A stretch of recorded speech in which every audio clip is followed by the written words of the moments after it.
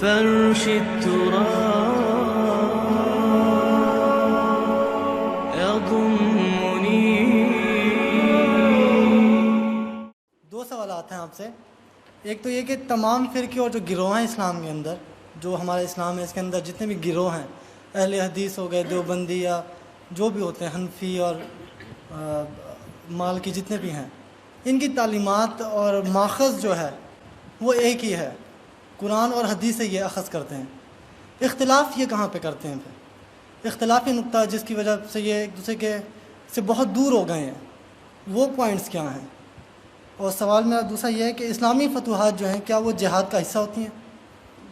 جہاد کا حصہ ہوتی ہیں اسلامی فتوحات جو ہیں، کیا وہ جہاد کا حصہ ہیں؟ اسلامی فتوحات، جی.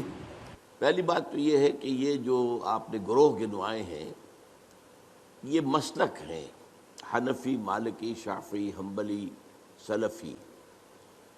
اصل خرابی ان میں جو تلخی ہے اور ایک دوسرے کو برداشت نہ کرنا، ایک دوسرے کو لیے تکفیر کے فتوے دینا، یہ خرابی ہے. مسلکوں کے اختلاف میں کوئی خرابی نہیں ہے، اور یہ مسلکوں کا اختلاف بالکل سمجھ میں آ جاتا ہے کہ قرآن سے اور حدیث سے، سنت سے استنباط کرتے ہوئے ایک شخص ایک رائے نکالتا ہے، ایک شخص اسی سے دوسری رائے نکالتا ہے، اور یہ دونوں رائے ہوتی ہیں مبنی پر خلوص اور اخلاص.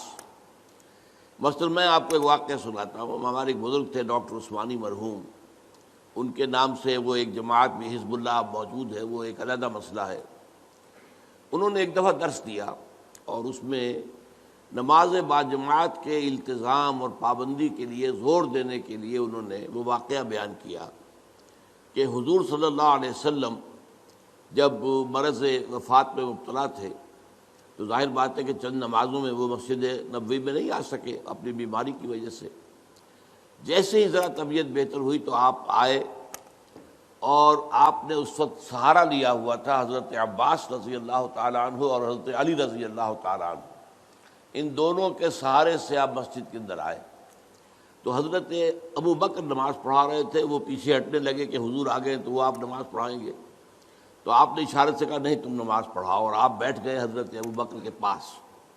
بہرحال باقی واقعہ میں بیان نہیں کر رہا. اس سے انہوں نے استنباط کیا کہ دیکھیے نماز باجماعت کی اہمیت یہ ہے کہ حضور اس حال میں بھی، جبکہ آپ چل بھی نہیں سکتے، بمشکل 2 افراد کا سہارا لے کر آ رہے ہیں، پھر بھی آپ نماز باجماعت میں شریک ہوئے. میں نے ان سے بعد میں عرض کیا کہ ڈاکٹر صاحب میں اس حدیث سے ایک اور نتیجہ نکالتا ہوں، اور وہ کیا ہے کہ نماز باجماعت سے صرف مریض ہی مستثنیٰ نہیں ہے، اس کے تیماردار بھی مستثنیٰ ہیں.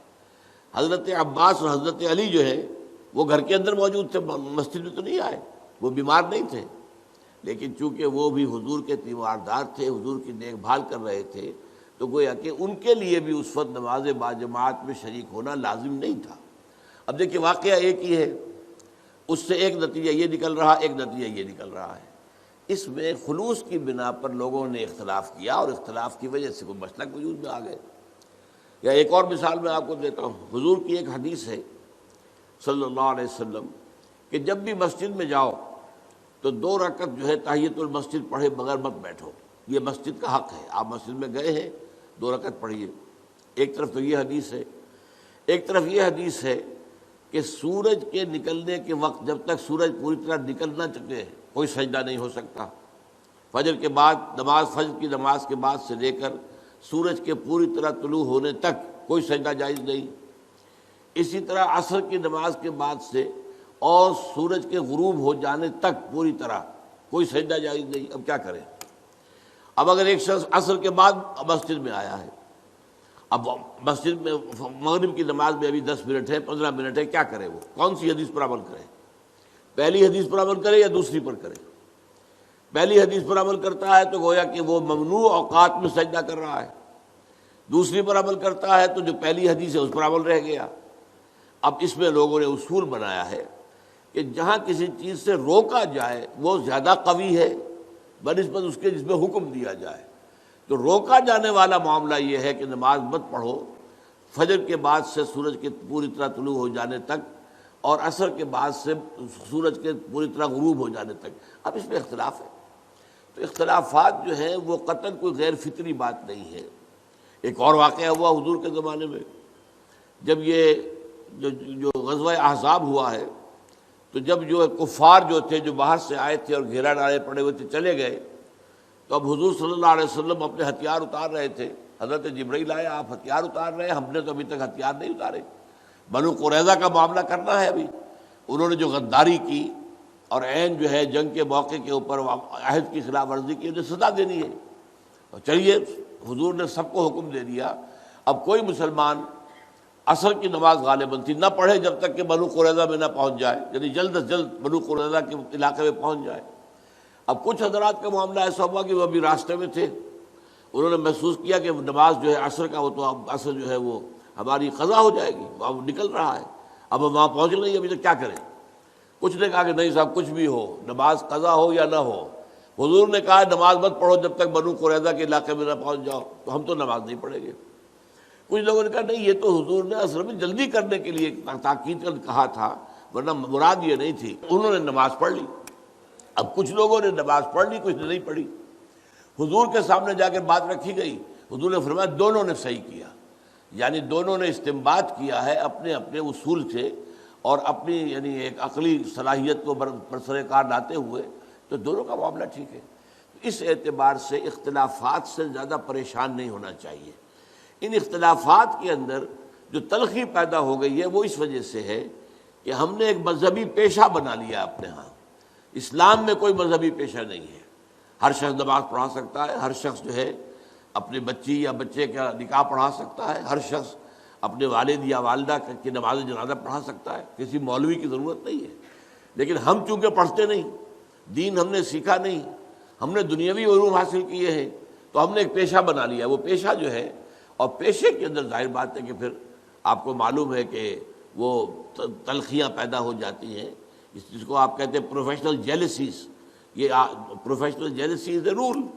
تو اس وجہ سے زیادہ خرابی پیدا ہوئی ہے، ورنہ ان مسالک کے اندر کوئی خرابی نہیں ہے. یہ استنباط کے اختلافات ہیں اور خلوص کے ساتھ کیے گئے. اب فتوحات اصل میں دیکھنا یہ ہوگا کون کر رہا ہے، کس نیت سے کر رہا ہے.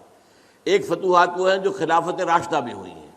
اب خلافت راشدہ میں تو جو خلفاء ہیں وہ کامل اسلام پر کاربند ہیں. وہ شہنشاہ تو نہیں ہیں، بادشاہ نہیں ہیں، انہوں نے محل نہیں بنائے ہیں، انہوں نے عیاشیاں نہیں کی ہیں. وہ تو صفوں پر بیٹھ کر اور یوں سمجھیے کہ زمین پر بیٹھ کر جو ہے وہ حکومت کا کام چلا رہے تھے. تو یقیناً وہ سارا جہاد اسلامی تھا، لازماً اسلامی تھا، لازماً اسلامی تھا. بعد میں وہ دور بھی آیا ہے، ایک بادشاہ ہے بھی شرابی اور زانی اور ہے بھی بہت ظالم، کوئی اسلام کے اوپر عمل بھی نہیں ہے مسلمان.